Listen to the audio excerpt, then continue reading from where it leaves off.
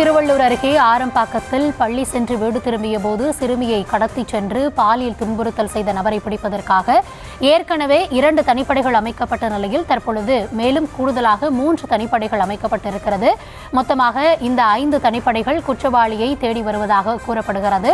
அது தொடர்பான ஒரு அண்மை செய்தியை பார்த்து வருகிறோம். இந்த நிலையில் தனிப்படைகள் ஆந்திரா விரைந்திருப்பதாகவும் கூறப்படுகிறது. பள்ளி முடிந்து வீடு திரும்பிக் கொண்டிருந்த சிறுமியை தூக்கிச் சென்று பாலியல் வன்கொடுமை நிகழ்ந்தது. இந்த துயரச் சம்பவம் நடைபெற்ற சில நாட்கள் ஆன நிலையில் மொத்தமாக தற்பொழுது 5 தனிப்படைகள் அமைக்கப்பட்டிருக்கிறது.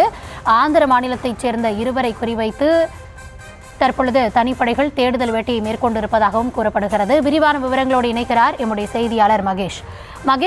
விரிவான விவரம் என்ன? வணக்கம்.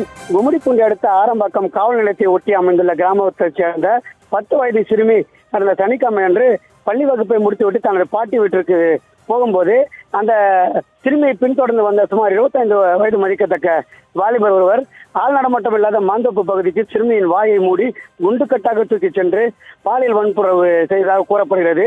இது தொடர்பாக சிறுமியின் குடும்பத்தினர் ஆரம்பாக்கம் காவல் நிலையத்தில் அளித்த புகாரின் அடிப்படையில் எஸ்பி சீனிவாச பெருமாள் தலைமையிலான 6 தனிப்படைகள் அமைத்து குற்றவாளியை போலீசார் வலைவீசி தேடி வந்த நிலையில சுமார் 10 பேர் மருத்துவமனையில் இருந்த சிறுமியின் முன் அடையாளம் காணப்பட்டதாக சொல்லப்படுகிறது.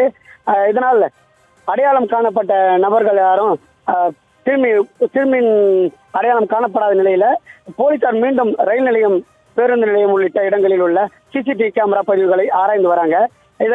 ஆனால் கடந்த 6 நாட்களாக குற்றவாளி கைது செய்யப்படாத நிலையில சிறுமியின் வாயை மூடி சுற்றிச் செல்லும் வீடியோ இணையத்தில் பரவி பெரும் அதிர்வலைகளை ஏற்படுத்தியது.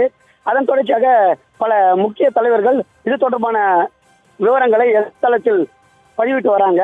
தற்போதைய கள நிலவரப்படி சிறுமியின் பாலியல் துன்புறுத்தல் செய்யப்பட்ட இடத்தில் பல்க் கால் லிஸ்ட் எடுத்து அந்த செல்போன் அழைப்புகளை வைத்து சிலரிடம் விசாரணை நடைபெற்று வருது. குறிப்பா ஆந்திர மாநிலத்தை சேர்ந்த 2 குறிவைத்து போலீசார் ஆந்திர மாநிலத்தை நோக்கி சென்றதாக தற்போதைய விவரம் கிடைத்துள்ளது.